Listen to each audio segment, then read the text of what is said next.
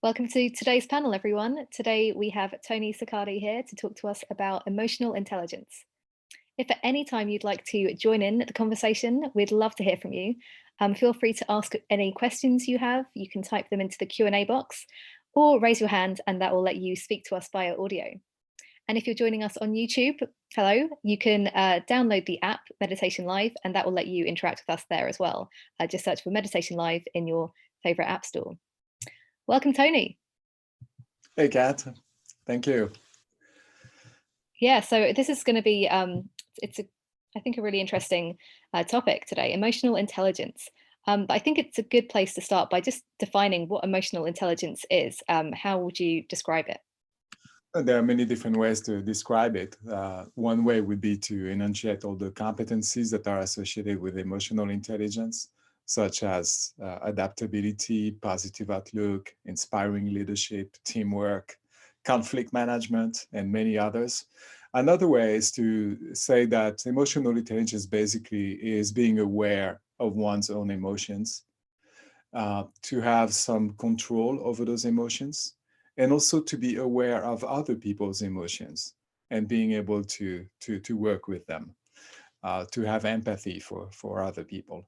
So the basic domains of emotional intelligence are self-awareness, the awareness of what's going on inside emotionally, self-management, which means the ability to control your emotions, your moods, to be more adaptable. And there is a social awareness, and that's empathy, being able to feel what other people feel and to be able to help them with that. And also organizational awareness, to be able to have the awareness of what's going on at the level of an organization, whether it's a family, your work, or the whole society, is to have that kind of awareness of networks and people, who has power, who has less power. And there's the other one is relationship management, and that's when you get into influencing other people, inspiring leadership, conflict management, teamwork, and so on. Okay, thank you for that. So it sounds quite broad ranging, Yeah. all of these different areas. And it sounds like it's quite important maybe in the work environment. Is this the only place where it's useful? Where do you see emotional intelligence being important in our lives? Emotional intelligence is a little bit mindfulness meets leadership. So anywhere where you are in a position to be a leader, emotional intelligence will help you in particular.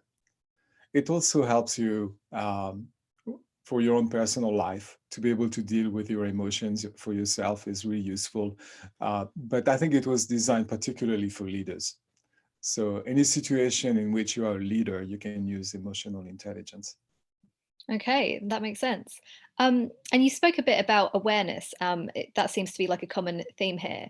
How can mindfulness, meditation practice, help us with emotional intelligence and maybe building this kind of awareness of other people's emotions? Emotional intelligence is actually based on mindfulness. So mindfulness is kind of at the center of emotional intelligence. And many of the meditations that we do, such as breathing, breath awareness, body scan, the metta meditation, and many other, are used to actually to help us increase the skills of emotional intelligence. So for example, for self-awareness, we can use a micro technique like breath awareness, body scan in particular, and that will help you being in touch with what's going on inside. Physically at first, the sensations, and also at some point with our emotions as well. Okay, I'm thinking that maybe we should try one of those. Body scan, maybe? That be Yeah, that's good? a good idea. Let's try to get in touch with what's going on inside. So I'm inviting you to find your comfortable position. If you're sitting on a chair, have your feet flat on the floor, your spine relatively straight, and you can let your hands rest on your lap. Take a moment to adjust the position, to make it relaxed, comfortable, stable, and also alert and dignified. And when you are ready, slowly close your eyes.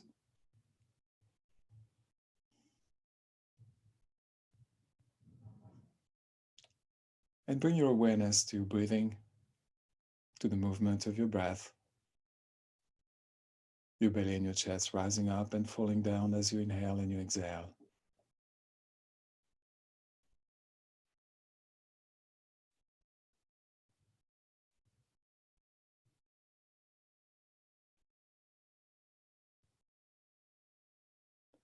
And on your own, bring your focus on your body from head to toes, checking different parts of your body and see what you feel, what sensations there are in your head, shoulders, your back, your chest, your belly. Simply going through all the different parts of your body and looking at what's there without any judgment, not trying to change anything, simply noticing what's there.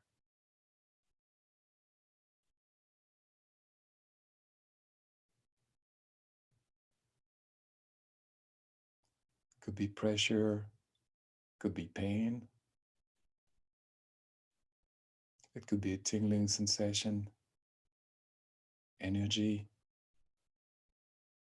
Simply being aware of the sensations in your body.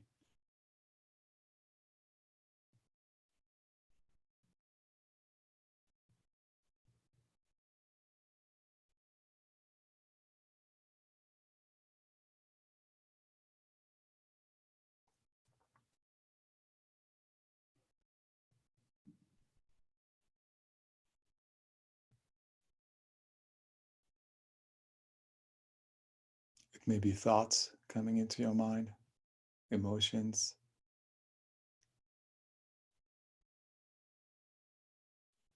Simply notice what's going on without any judgment.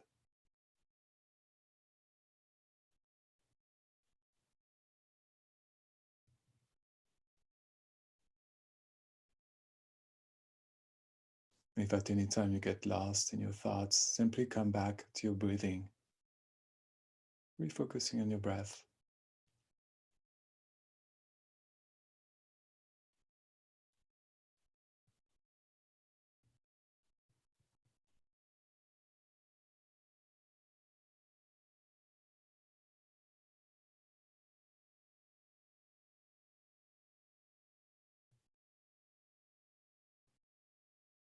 Now slowly, gently come back to the place where you are, the time of the day. Feel your feet on the floor, your hands on your lap. You can wiggle your toes, your fingers, stretch if you feel like it. And when you are ready, slowly, gently open your eyes. Thank you, Tony. It's always a lovely practice, especially if you're somebody like myself who gets caught up in their head into Mhm. the mind stuff a bit too much. And just a reminder, if anyone has any questions for Tony, or if you'd like to share about your experience just then, we'd love to hear from you. Um, I was wondering about just general intelligence, like people take IQ tests, Mhm. which is meant to, tell us how intelligent we are. Um, is somebody who's naturally intelligent going to be more emotionally intelligent as well? Hmm. Not always. And there's, I guess, a place where people with a certain IQ also have more EQ. But as we go to higher IQs, it tends to not be always connected. And in fact, when they've been doing some research, they realized that EQ, emotional intelligence, was more important at the workplace in some circles than regular intelligence than IQ. The reason for that is that when you look at people, for example, in a company, in a tech environment, the leadership of the company, they all have equivalent IQ. They have the entry level IQ to be in those roles, to have those executive roles. So they already have a pretty high IQ. And often what's lacking for some of them is emotional intelligence to be able to work with people. They may have some great ideas and have a great analytical mind, but are they able to inspire other people? Are they able to get the buy-in that they need to get their ideas forward? And that's where emotional intelligence kicks in. And there've been reports of people who have a higher IQ, who feel more deserving than others, and therefore have less emotional intelligence. They didn't have the need to work on their emotional intelligence as much because they are very intelligent and tend to think highly of themselves. So yeah, we see sometimes that a higher IQ doesn't correlate to a higher emotional intelligence.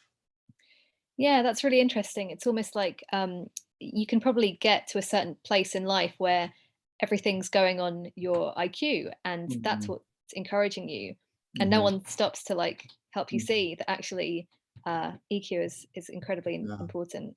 We see that a lot in IT environments for people who've been working in IT. There's always this person, an engineer who is very, very bright, great ideas, great analytical mind, but really poor with people interaction.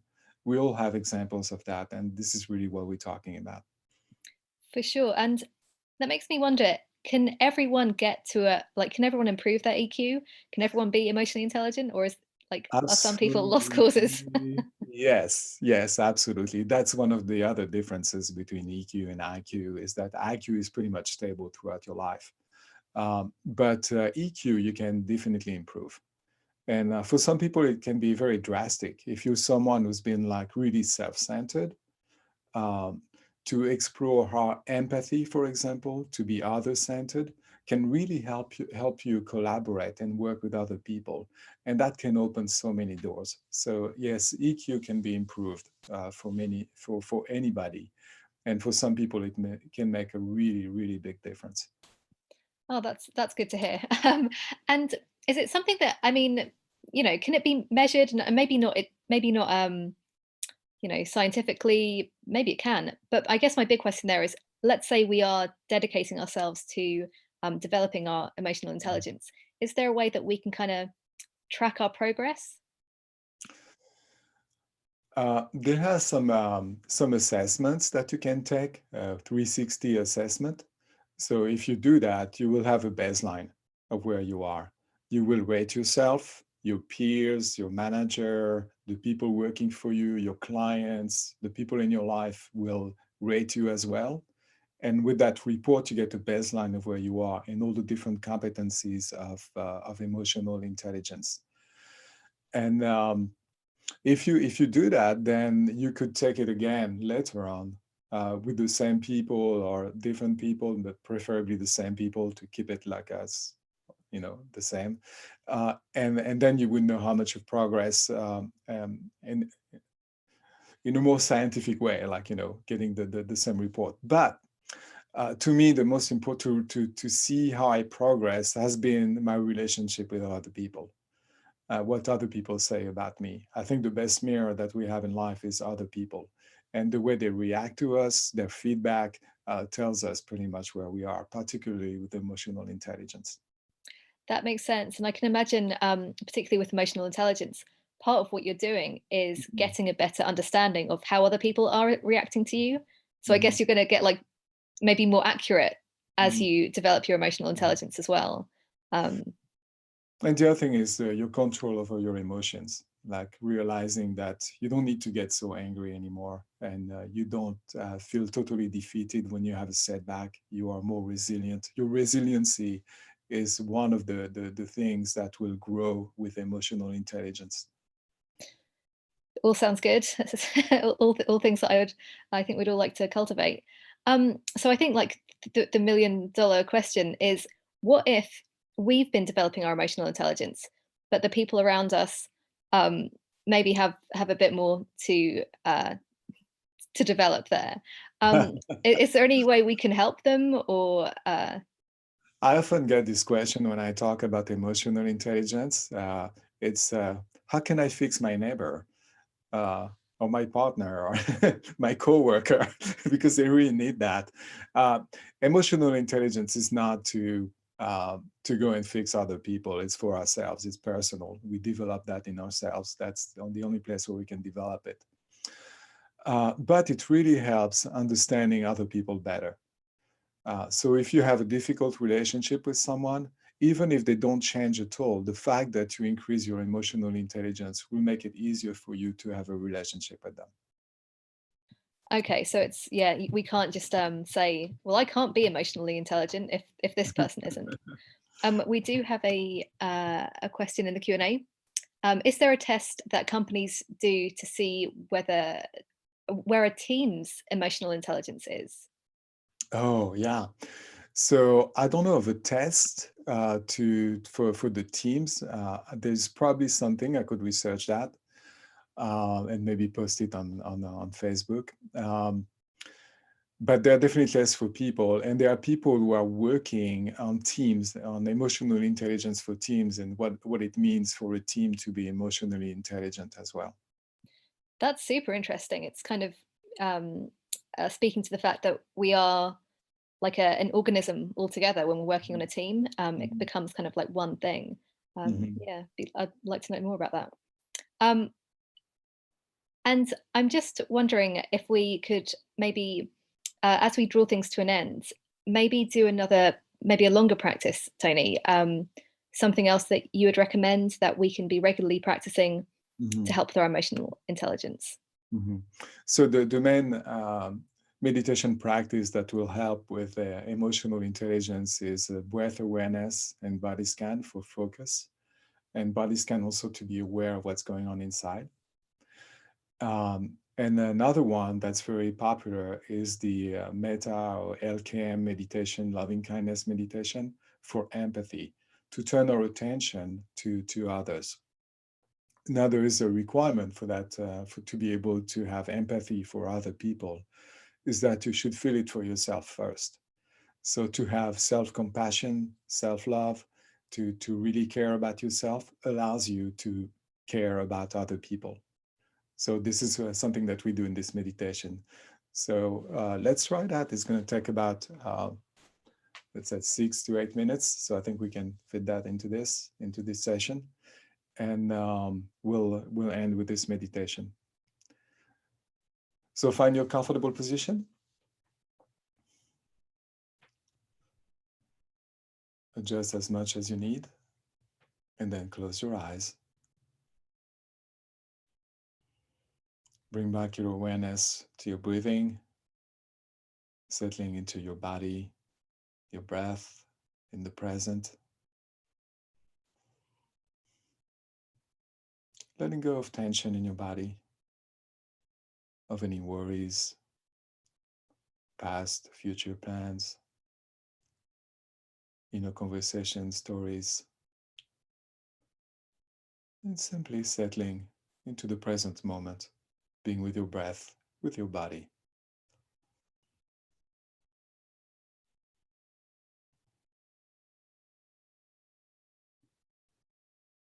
And now bring your focus, your attention to the center of your chest.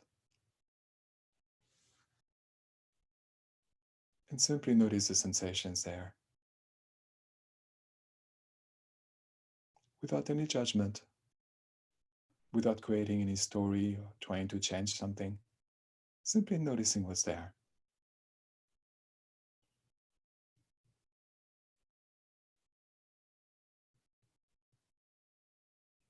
And now bring to mind someone you really care about.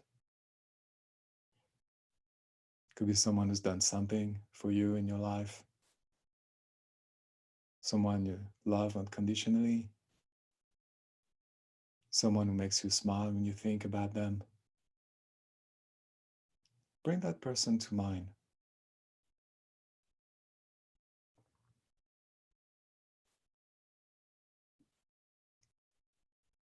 And mentally say to them from the center of your chest, may you be well, may you be safe, may you be happy, may you be well, may you be safe, may you be happy.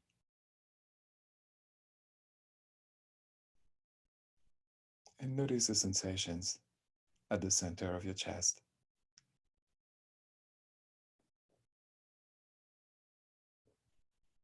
Now bring your own self to mind, your whole self, everything you know about yourself.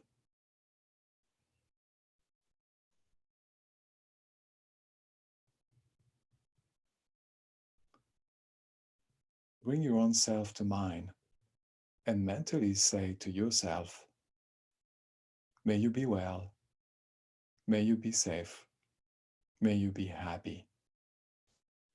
May you be well, may you be safe, may you be happy. And notice the sensations.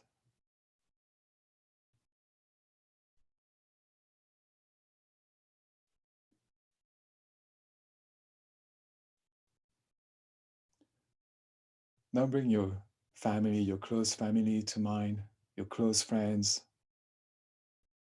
the people who care about you, who you care about. Bring them all to mind. And from the center of your chest, mentally say to them, may you be well, may you be safe, may you be happy. May you be well, may you be safe, may you be happy. And notice the sensations.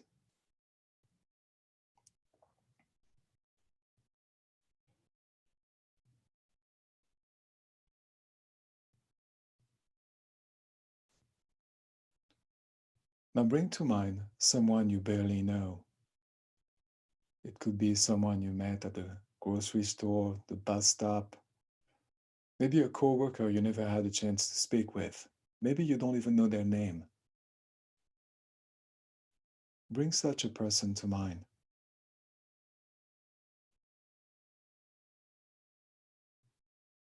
And from the center of your chest, mentally say to them, may you be well, may you be safe, may you be happy. May you be well, may you be safe, may you be happy.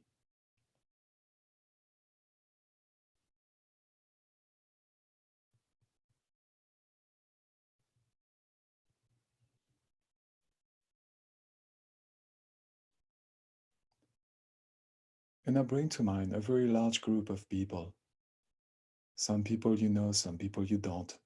Some people you've never seen and you'll never see them. It could be all the people in your town, in your country, or even all the people in the world if you want to.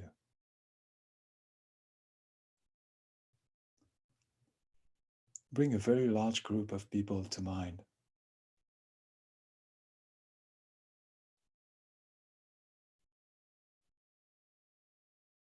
And mentally say to all of them, from the center of your chest, may you be well, may you be safe, may you be happy. May you be well, may you be safe, may you be happy. And notice the sensations.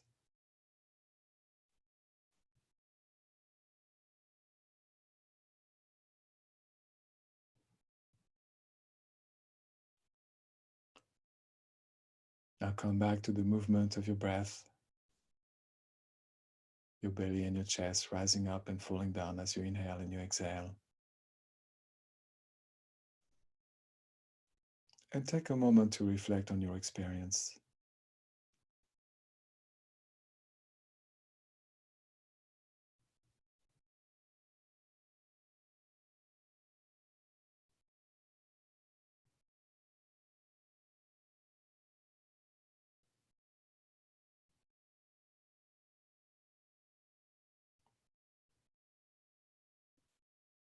Now take a moment to thank yourself for taking the time to meditate today. And on your own time, when you are ready, slowly come back to your feet on the floor, your hands on your lap.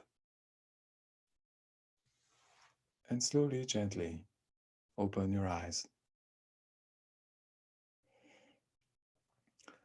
Thank you very much for being with us today for this session on emotional intelligence and for meditating with us. And I hope to see you soon. Namaste.